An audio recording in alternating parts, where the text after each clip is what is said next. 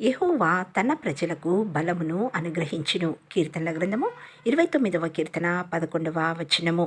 మహోన్నతుడైన దేవాది దేవుడు తన బాహుబలము చేత ఇశ్రాయేలీయులను దాసగృహమైన ఐగుప్తు నుండి బయటికి రప్పించిన సంగతి అందరికీ తెలిసినదే కదా. బలశౌర్యములు ఆయన సన్నిధిలో ఉన్నవి. బలమును బలాభివృద్ధిని అనుగ్రహించువాడు ఆయనే. అట్టి బలము చేతనే దావీదు గారు గొలియాతును జయించినాడు. యెహోషువ గారు ఆ బలముతోనే సూర్యచంద్రులను ఒక్క దినము ఆపేసినాడు. నేను బలహీనుడను, ఒంటరి వాడినని భయపడుతున్నావా? సమస్యలకు భయపడుతున్నావా?